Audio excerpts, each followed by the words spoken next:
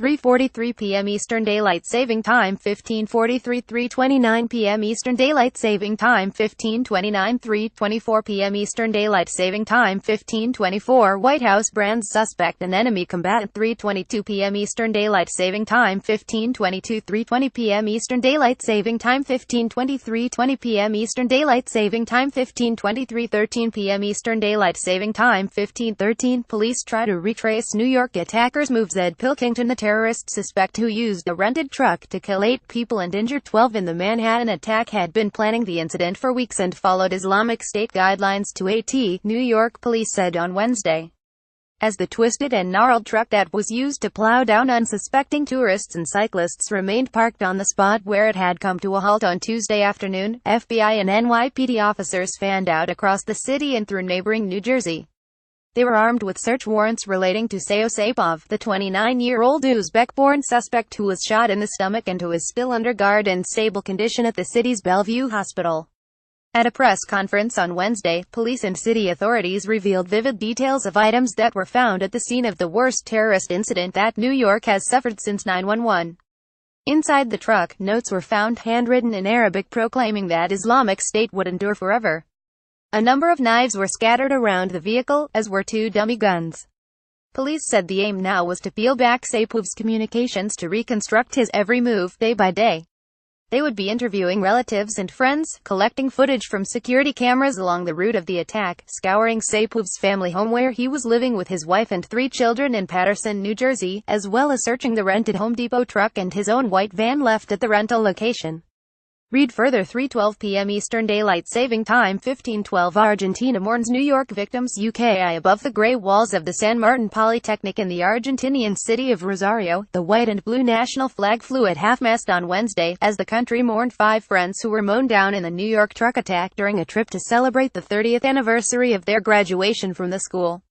The 5 Argentinian victims were all well-known architects and businessmen in Rosario, an economic powerhouse, and the hometown of Ernesto Che Guevara and Lionel Messi. They were among 8 friends who traveled from Argentina on Sunday for a trip to New York and Boston, near where one of their classmates lives.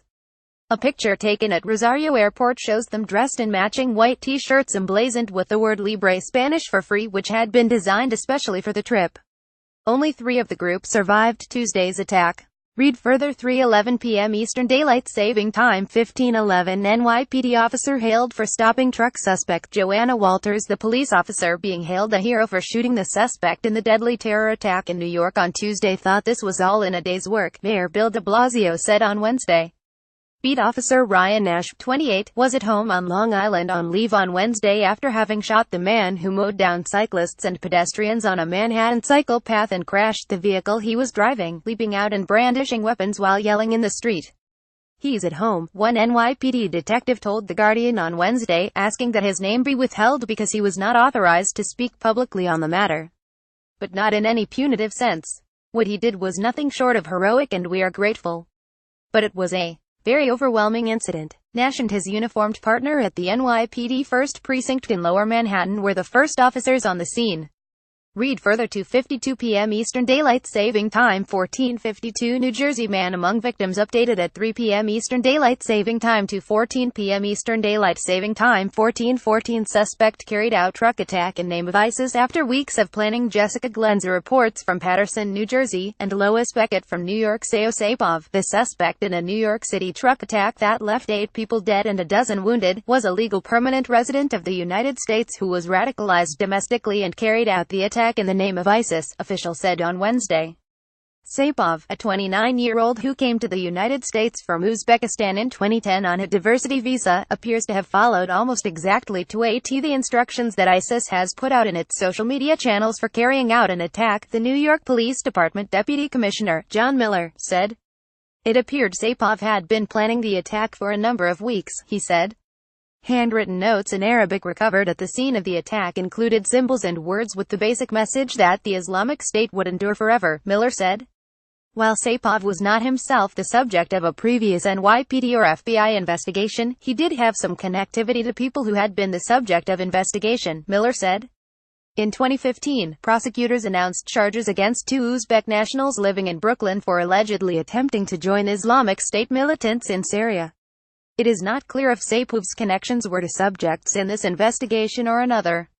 The Justice Department announced last Friday that one of those two men, Abdurasul Hasanovich Jaraboev, a 27-year-old Uzbek citizen living in Brooklyn, had been sentenced to 15 years in prison for conspiring to provide material support to ISIS.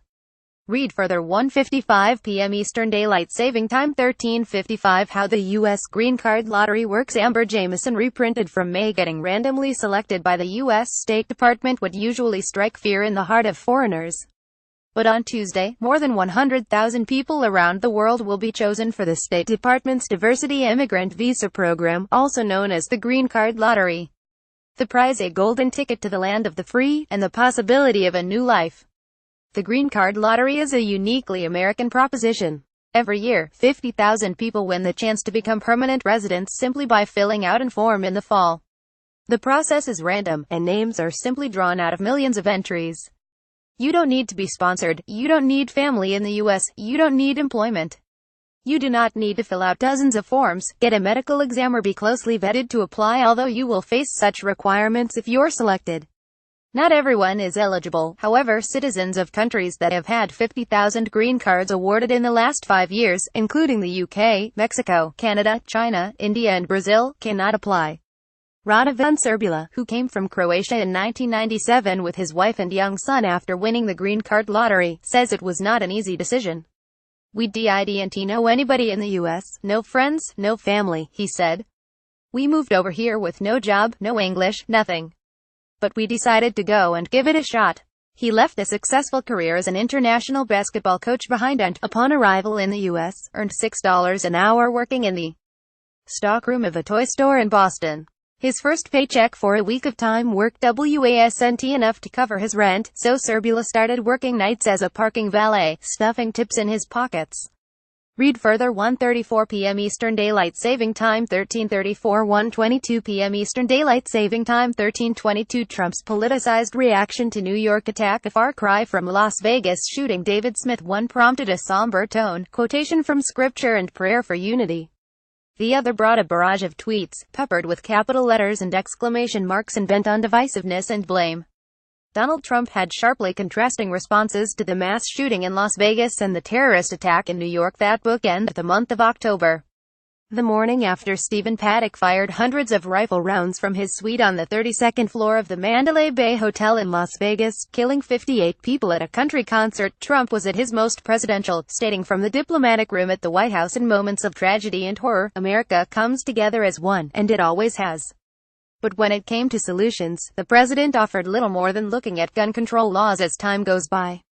Read further. 1:13 p.m. Eastern Daylight Saving Time. 13:13 Here's a partial transcript of Trump's remarks before his cabinet meeting, via the White House press pool. Today we mourn the horrifying terrorist attack in New York City, just blocks away from the site of the World Trade Center.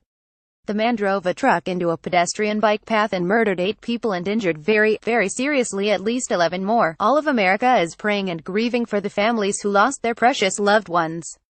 Horrible act. Our hearts break for them and we pledge to renew our resolve in their memory. My administration is coordinating with closely between federal and local officials to investigate the attack and to further investigate this animal who did the attacking. I am today starting the process of terminating the diversity lottery program. I'm going to ask Congress to immediately initiate or get rid of this program. It's nice. I'm not nice. It's not good. It hasn't been good. And we want to get rid of chain migration. This man who came in, or whatever you want to call him, brought in with him other people. And he was the point of contact, the primary point of contact, for, and this is preliminary, for 23 people who came in or potentially came in with him.